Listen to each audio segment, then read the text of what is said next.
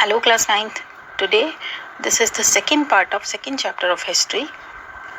We have discussed in our previous video that there three groups, political groups were emerged of different ideology, and these were radicals, conservatives and liberals.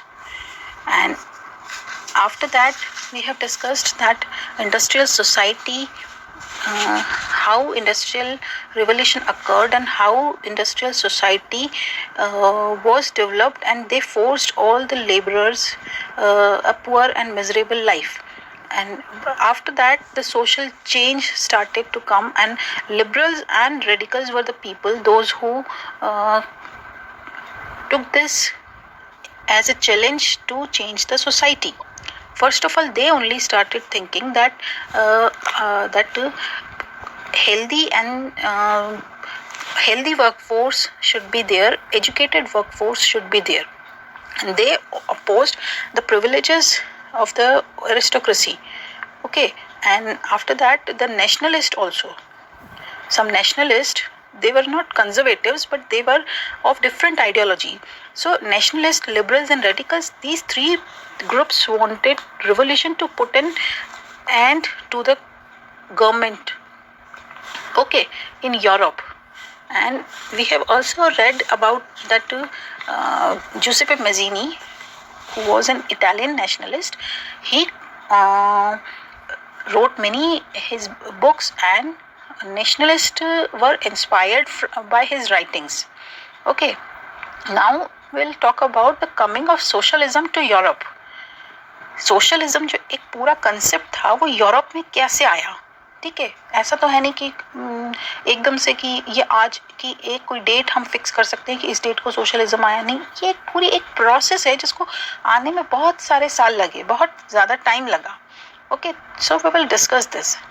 Perhaps one of the most far-reaching vision means जो बहुत ही जिसके बहुत दूर के जो result होते हैं, means दूरदृष्टि हम बोल सकते हैं, of how society should be structured was socialism. So society कैसे बननी चाहिए, कैसे स्ट्रक्चर उसका होना चाहिए, तो ये सोशलिज्म वो एक कंसेप्ट था। By the mid-19th century in Europe, socialism was a well-known body of ideas that attracted widespread attention.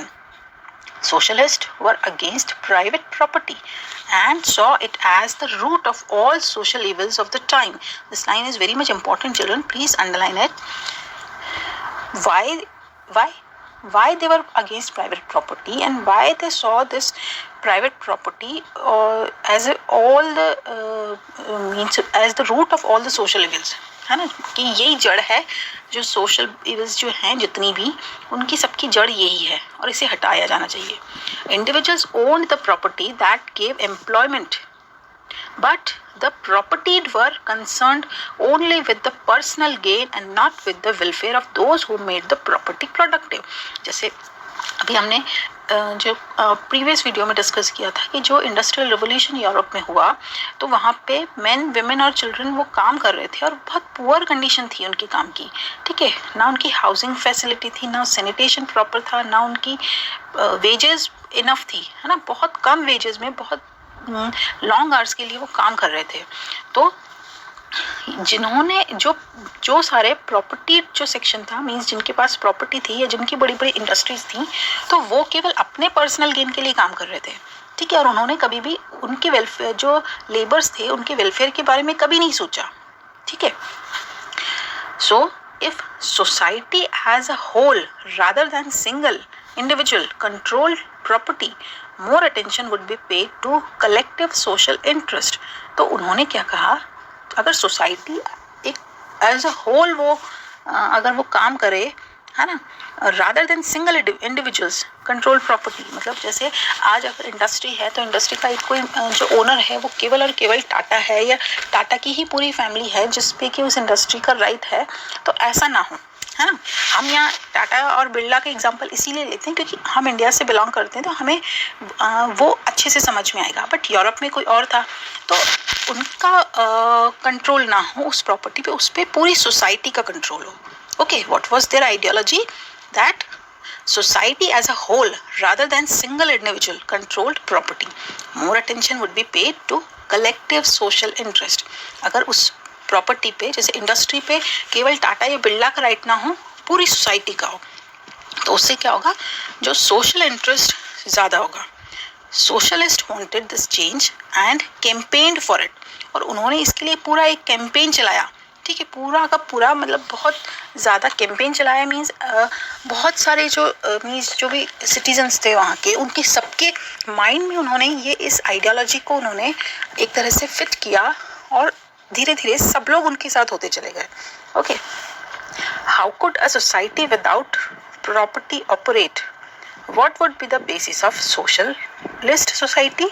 अब अगर उस एक, आज अगर आपके पास कोई इंडस्ट्री है सपोज, और कल को पूरी जो सोसाइटी में जितने भी लोग हैं सब आके कहें कि नहीं ये तो सोसाइटी की है ना, ये तो सोसाइटी की प्रॉपर्टी है, ये आपकी इंडिविजुअल प्रॉपर्टी नहीं है, तो फर्स्ट थिंग तो ये बहुत अनयूजुअल होगा, है ना. जिसकी प्रॉपर्टी है, जो इसका ओनर है, अगर उससे उसकी सारी प्रॉपर्टी ले ली जाए तो ये बहुत आपके लिए भी स्ट्रेंज थिंग होगी. तो यहाँ पे ये बात है, what would be the basis of socialist society? Basis क्या होगा? Socialist had different visions of the future. Some believed in the idea of cooperatives. ठीक है, कि कोऑपरेटिव्स बना दिए जाएं, कोऑपरेटिव्स जो सोसाइटी है वो बनाकर, और वैसा उसको डिवाइडेशन किया जाए. Robert Owen, a leading English manufacturer, sought to build a cooperative community called New Harmony in Indiana. तो sought means interested. तो जो रॉबर्ट ओवन था वो इंडियाना एक स्टेट है यूएसए में, तो वहाँ पे उन्होंने एक न्यू जो कम्युनिटी थी वो वहाँ पे बनाई. ठीक है, बनाना चाहते थे. Other socialist felt that cooperatives could not be built on a wide scale, only through individual initiative, है ना. वो रॉबर्ट ओवन केवल एक अकेला ही एक ऐसा पर्सन था जिसने की इनिशिएटिव लिया, तो वहाँ पे कोऑपरेटिव कम्युनिटी वहाँ पे बना दी. बट दूसरे सोशलिस्ट ने क्या कहा, that it could not be built on a wide scale only through individual initiative. They demanded that governments encourage cooperatives. दूसरे सोशलिस्ट ने क्या डिमांड की कि गवर्नमेंट को जो है वो कॉपरेटिव्स को एनकरेज करना चाहिए. कोऑपरेटिव सोसाइटी जैसे होती हैं तो वहाँ पे जो one for all and all for one, ठीक है, ये एक स्लोगन होता है वहाँ पे. उस स्लोगन पे मिल के सब काम करते हैं. आज कोऑपरेटिव सोसाइटी के जितने भी मेंबर्स होते हैं तो उन सबके बेनिफिट के लिए, है ना, उनको जैसे आज अगर यहाँ अपना बाजार, आज हम यहाँ हमारी सिटी की बात करें, अपना बाजार जो एक कोऑपरेटिव सोसाइटी है, तो उसके जो भी लोग मेंबर्स हैं तो उनको वहाँ की जो चीज़ें हैं वो बहुत सबको जो मेन जो कॉस्ट है, मेन प्राइस है एमआरपी, उससे कम में मिलती हैं. But for normal people the MRP will be charged. इसी तरह से अगर if we talk about some other cooperative society like this credit cooperative society, okay, Adarsh credit cooperative society और रूबी क्रेडिट कोऑपरेटिव सोसाइटी, तो वहाँ क्या होता है कि जो उसके मेंबर्स होते हैं उनको लोन जो है वो कम इंटरेस्ट पे अवेलेबल हो जाता है. ठीक है, तो इसी तरह से उन्होंने बात की कि गवर्नमेंट को, यूरोप में अब उन्होंने क्या बात की सोशलिस्ट ने, कि गवर्नमेंट को कोऑपरेटिव्स को एनकरेज करना चाहिए. In France for instance Louis Blanc, okay, these two people are important and one marker can come. Okay, Louis Blanc wanted the government to encourage cooperatives and replace capitalist enterprise. These cooperatives were to be association of people who produced goods together and divide the profits according to the work done by members. अब जैसे आज जैसे जो factories जैसे बना रही हैं, जो इंडस्ट्रीज़ हैं, ठीक है, इंडस्ट्रीज़ में सपोज एडिबल ऑयल प्रोड्यूस हो रहा है. ठीक है, अब एडिबल ऑयल तो वो सबके लिए, सबको भाई अगर खाना बनाएंगे तो उसमें तेल तो चाहिएगा ही चाहिएगा. ठीक है, तो अब वो उन्होंने क्या सजेस्ट किया कि वो उस पर किसी इंडिविजुअल का राइट ना हो, बल्कि वो उस पर गवर्नमेंट का राइट हो, और जो कॉपरेटिव्स जो हों, कॉपरेटिव्स का राइट हो, और कॉपरेटिव्स उनको प्रोड्यूस करें goods together and divide the profit according to the work done by members. और उसमें प्रॉफिट कैसे डिवाइड हो कि जितना जितना काम किया है जिस मेंबर ने, उसके अकॉर्डिंग उसमें प्रॉफिट डिवाइड हो जाए. ठीक है, ठीक है, हाँ, अगर सोसाइटी के वेलफेयर के लिए अगर इस तरह से सोचा जाए तो ये ठीक है, बट इंडिविजुअल में तो अनरेस्ट होगा ही होगा।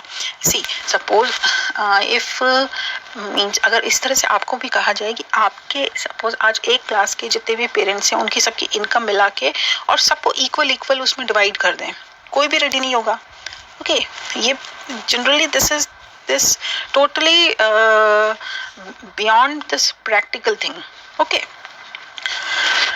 Karl Marx and Frederick Engels added other ideas to this body of arguments। ठीक है, उन्होंने कुछ और आइडियाज दिए। Marx argued that industrial society was capitalist and capitalist owned the capital invested in factories and the profit of capitalist was produced by workers। ठीक है, जो industrialist थे वो कैपिटलिस्ट थे और उनका जो प्रॉफिट प्रोड्यूस हो रहा था वो वर्कर्स काम करते थे तब प्रोड्यूस होता था। The condition of workers could not improve as long as this profit was accumulated by private capitalists। Okay, workers had to overthrow capitalism and the rule of the private property। तो workers को ही overthrow करना होगा capitalism को, means workers को revolution करना होगा। उन्होंने क्या कहा, और प्राइवेट प्रॉपर्टी को भी उनको ओवरथ्रो करना होगा।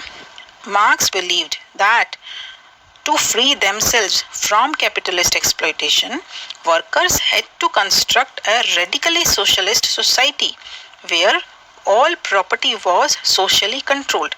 मीन्स उन्होंने क्या कहा कि वर्कर्स जो हैं उनको एक ऐसी सोसाइटी बनानी होगी, मीन्स जो इंडस्ट्रीज हैं उनको सबको उनको अपने कंट्रोल में करके उनको एक ऐसी सोसाइटी बनानी होगी जहाँ जो कि सोशली कंट्रोल्ड हो, इंडिविजुअली कंट्रोल्ड ना हो। कैसे हो, सोशली कंट्रोल्ड हो। ठीक है, सोसाइटी के बहुत सारे लोग मिलके उसको कंट्रोल करें। This would be a communist society, और इसका नाम हो communist society. He was convinced that workers would Triumph in their conflict with capitalist, और वो कन्विंस्ड थे, वो पूरे इस बात से एग्री थे कि वर्कर्स वुड ट्रायम्फ, कि वर्कर्स ही विनर होंगे in their conflict with capitalist. A communist society was the natural society of the future। Now let us discuss support for socialism, that who all supported with this socialism idea। So by the 1870s, socialist ideas spread through Europe। To coordinate their efforts, socialists formed an international body, namely Second International। ठीक है, अब उनके जो उन्होंने एक international body बनाई, मतलब उसको एक ऐसा एसोसिएशन ऑफ पीपल बनाया जो कि जो सोशलिज्म के फेवर में काम कर रहा था, उसके लिए सपोर्ट कर रहा था।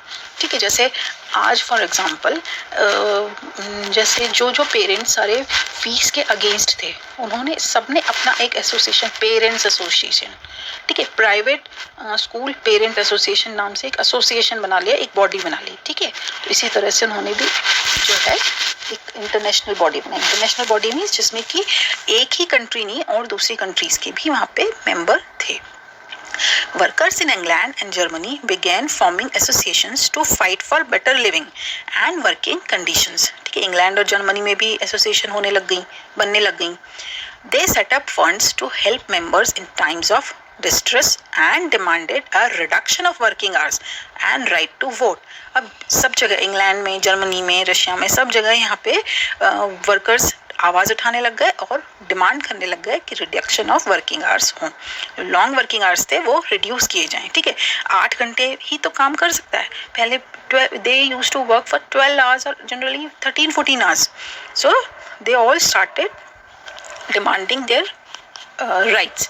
In Germany, these associations worked closely with the Social Democratic Party। Okay, means Germany में एक और जो पार्टी थी सोशल डेमोक्रेटिक पार्टी नाम से, तो वो भी इनको फेवर कर रही थी, सपोर्ट कर रही थी। And helped it win parliamentary seats. By 1905, socialist and trade unionist formed a Labour Party in Britain and Socialist Party in France। However, till 1914, socialists never succeeded in forming a government in Europe। ठीक है, socialist इतना ज़्यादा वो support कर रहे थे, इतनी associations all over world में वो बना रहे थे, स्पेशली यूरोप में तो वो बना ही रहे थे, बट फिर भी उनकी गवर्नमेंट कभी नहीं बन पाई 1914 तक. Represented by strong figures in parliamentary politics, their ideas did shape legislation, but governments continued to be run by conservatives, liberals and radicals. ठीक है, जो सोशलिस्ट थे, अब यहाँ पे कंजर्वेटिव्स, लिबरल्स और रेडिकल्स की ही गवर्नमेंट थी, सोशलिस्ट कभी भी अपनी गवर्नमेंट नहीं बना पाए थे. ठीक है, so in this video we will discuss till here. We will continue this chapter in our next video, and this Russian Revolution we will start. Till here, if you have any doubt or any query, you can ask through your comments. Okay, thank you. God bless you.